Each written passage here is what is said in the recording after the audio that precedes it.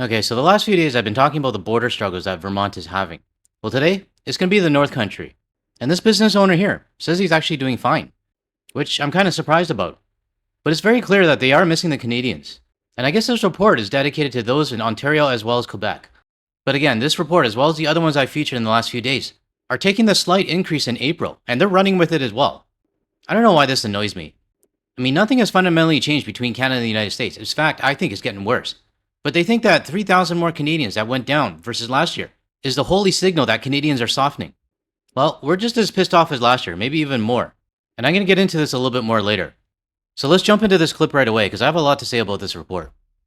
Like Vermont, New York's North Country is dealing with a drop in Canadian visitors. Yeah, officials tell us it's largely due to President Trump's tariffs and rhetoric. But as Channel 3's Plattsburgh bureau chief Alec Lasham found out, it's not stopping everyone. He joins us live from Plattsburgh tonight. Alec, you are downtown. What are you seeing there? Yeah, hey, Darren and Kat. Well, hearing from people all around here in the city that it's definitely noticeable, whether it's people not going into shops or just not the same amount of people milling about the streets here in the city. And that's because the Canadian connection here. Now, I've never been to Plattsburgh, but I'm looking at the background right now, and it's dead. Like, there's nobody there. Is it normally like this? I mean, I would have expected to have at least a few people walking. I mean, we saw one person walking earlier, but it looks like a ghost town. And the North Country is so strong, with this city oftenly being referred to as a suburb of Montreal. And while 75% of Canadians are still visiting the area, about a quarter of them are staying home. After a nearly 10% drop in Canadian sales last year, Scott Height says he's feeling more optimistic about his business heading into the peak summer months. This year, we're running about normal, and we're seeing Canadian traffic come back, at least for us. Now, a part of me wants to try to believe him, but a part of me also doesn't. I mean, there's so many other factors and metrics that are available right now that kind of contradict this. But hey, I'll take it at face value. Maybe he has like special promos or something, and there are some Canadians that fall for it. I spoke with Height following the announcement of President Trump's tariffs in March 2025. At the time, he was worried the tax on goods would hurt his business, primarily his Canadian customers. As of Thursday, he says tariffs haven't changed the prices, but that some longtime Canadian customers haven't returned. I think they're just upset with America. You know, we've got to come across, we've got somebody that's doing a bunch of punishments to them where they haven't even done anything. Okay, I kind of get a sense on who this guy voted for, because you would never hear a Republican say that. Which brings up a comment I saw. Someone asked, why am I so fixated on who people voted for? The problem is with the government, not the people. Well, it's very clear that whoever posted this comment, I don't want to say they're simple-minded, but they're not looking deep enough. And you don't even have to dig that deep. I mean, how did this current government get there? Well, it's with the votes. And who voted for the Tangerine Tyrant? Well, the Republicans. 77 million of them. So yeah, I definitely hold them responsible. And I also hold the people responsible who didn't vote at all. And for the people who didn't vote, I'm not talking about the people that had like restraints or something that's stopping them from voting. I'm talking about the apathetic US citizens who sat around and did nothing. But for this liquor store owner, the fact that he actually said we didn't do anything kind of tells me where he voted. So I'll give him a bit of a pass.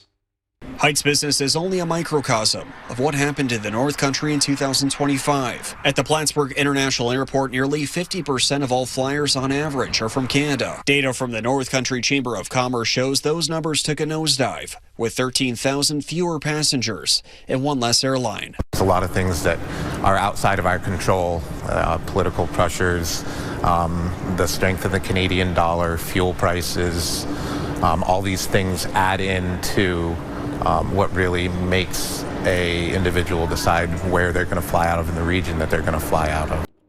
What's the fixation when it comes to the United States and exchange rate? I'm really wondering. I mean, does it make him feel better to blame the exchange rate? If you follow my channel, you know I hate this excuse. And I know the whole GTL community hates it as well. But if you're new to my channel, let me recap. I pulled out my trusty TradingView chart. This is the CAD USD. The blue line was when the Tangerine Tyrant took office. Around 2023 and 2024, the Canadian dollar to the US was worth about maybe 71.5, all the way up to about 75.5. That's where it ranged. And 2023, 2024, millions of Canadians were still going to the United States. I was going as well. If you look after the blue line, after that big dip, we're now back in that range. So looking at the currency, there's no big difference between before and after. So blaming it on the exchange rate is a load of shit. But what really pisses me off is if you go to any US media YouTube page, the non-educated, non-critical thinking US citizens, they're eating it up. And they're saying, yeah, Canadians are not coming down because of the exchange rate, or they're too poor. I know I'm venting a little bit, but I just can't stand this bullshit. And I'm going to call it out every time. But there are signs of a minor rebound. Data from Customs and Border Protection shows a spike in the number of travelers crossing the Champlain and Rouse's Point ports of entry in April compared to last year. See what I mean about the US media jumping on the increase in April? But then again, we also have to factor in and know who their audience is. And who is their audience? Well, 102,267 of them voted for the Tangerine Tyrant, which means they voted for this mess that they're in right now, which also means I don't give a shit about them. But there's also 75,075 people who did vote for Harris. And for those people, well, it sucks that you're in this position, but you should be mad at the 102,261 that decided to vote for the Tangerine Tyrant. They could be your neighbors, they could be your family, could be your accountant, your hairdresser, or the guy serving your McDonald's or Jack in the Box. Those people who did vote for the Tangerine Tyrant, those are the ones that you should be upset at, not Canada. However, it's still roughly 14,000 fewer travelers in 2024. Officials at the North Country Chamber of Commerce also say Canadian demographics are beginning to shift, with younger families seeking out vacations south of the border. 50 plus, it's really a demographic who's not traveling. They're very politically driven, very much picking their destinations based on political beliefs and things like that. Kristy Kennedy with the Chamber says the long-term effort will be convincing older Canadians to return. Now, I did mention in my previous video that I did receive an email from the North Country Chamber of Commerce, and they wanted to talk to me and tell me how different they are from every other border state. And they also referred me to this presentation that you're seeing on the screen right now. If you haven't seen this, basically what they did is they made a YouTube video showing what Canadians have done for the United States. Like how we helped their stranded passengers during 9/11, how we landed with them in Normandy, how we helped them with the Iran crisis and got their diplomats out, and how we helped with the natural disaster in New Orleans.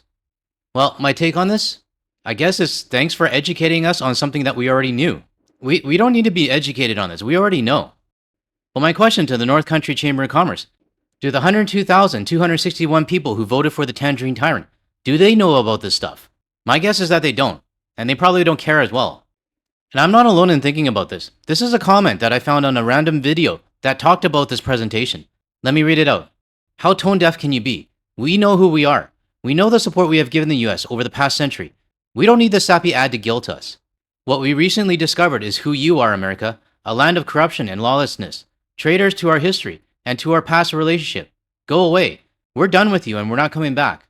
By the way, Taco Tuesday just announced that you want 5 years of social media history before crossing the border. Get wrecked. Now, this comment was made 5 months ago when this ad came out. I don't know if they follow my channel or not, but I follow the same sentiment. But going back to this chart when it comes to the voting results, I find it very ironic that the Chamber of Commerce told me that they love Canada and that they wanted to explain it to me and reaffirm their stance that they're the only county along the border that has a true friendship with Canada. Well, 102,261 people say otherwise. The North Country Chamber of Commerce might value us, well, our money, but 57% of your citizens that voted, they obviously didn't think about anything else but themselves.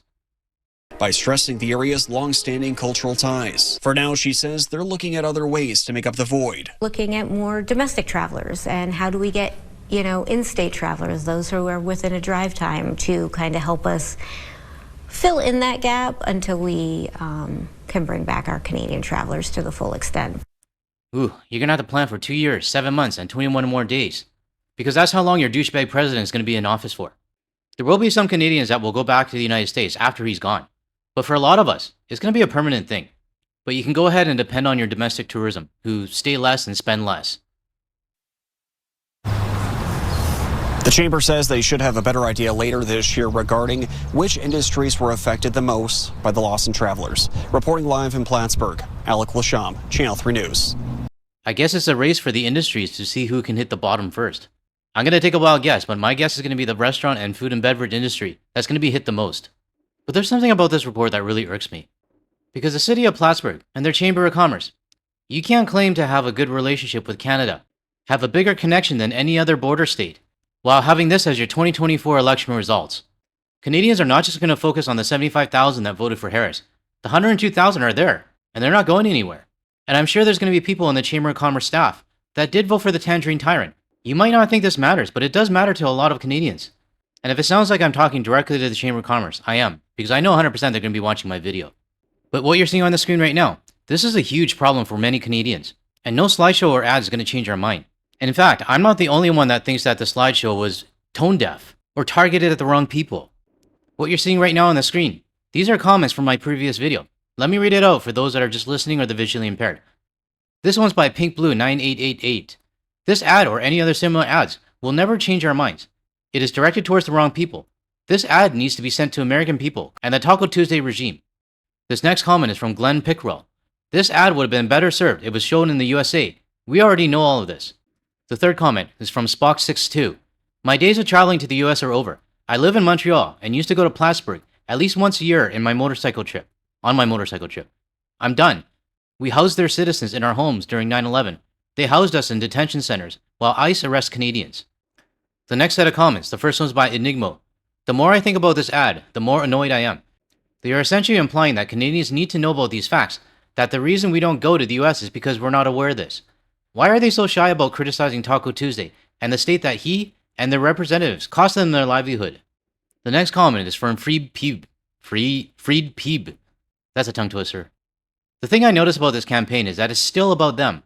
It's what we did with them, not what they did with us. Go fuck yourself. And the last one here, which I thought is really important to show because it comes from a US citizen. This one's from Mirror 1973. American here. The ad is being presented to the wrong audience. Canadians don't need to be reminded or schooled about the past and the history between the two countries. This ad needs to be shown to the orange clown with dementia in the White House so he realizes his mistakes. Show it to his administration too. Now I agree with Mirror on this, but I think showing it to Taco Tuesday and the administration is going to be a waste of time. No, I'm not showing all of this to slag on the North Country Chamber of Commerce. It's not my objective. The objective is actually to educate and show what real Canadians think about your slideshow. I only showed 6 comments, but there's 2,418 more if you want to go through it. For my viewers watching this right now, I'm going to leave a link to this video in the description below. That way you can check them out yourself. But to the North Country Chamber of Commerce, I think it is a wise idea that you guys focus on the domestic tourists instead. They might not spend as much and they might not stay as long. But one thing I do know is that the Canadians are not going to come back. And no amount of ads or slideshow presentations is going to change your mind. So my best advice, don't make another slideshow presentation. Also, I cannot confirm or deny that this was the person that emailed me. To close off this video, I would like to thank SV Curler from our Discord server for taking this photo of the Sunset Trail of St. George in Newfoundland and Labrador. I really appreciate you sharing this with the community, SV Curler. Also, one thing I want to update everybody on. Our GTO community member, Belgian and Curious, he's the one that's been helping to plot the map of all the backdrops that I've been featuring from the community. And he's gone back all the way to, I believe, beginning of January of this year. There's more pins in Europe as well as the one I did in Malaysia. But focusing on Canada, looks like there is more from Saskatchewan as well as Manitoba. I'm glad to see this map being filled out, and I really appreciate your efforts, Belgian and Curious. If you want to take a look at the map yourself, I'll leave a link in the description below. Alright, that's all I got for this video. If you found any value in anything I said today, or you want to hear more from a Canadian and international point of view, without the US media bias, make sure you hit that like and subscribe button below. That way you'll be notified of my future videos. Also, don't forget to hit the bell icon and select all. Now, if you want to see more of my videos, check out the ones that are going to show up on your screen shortly. Thanks everyone, I'll catch you in the next one.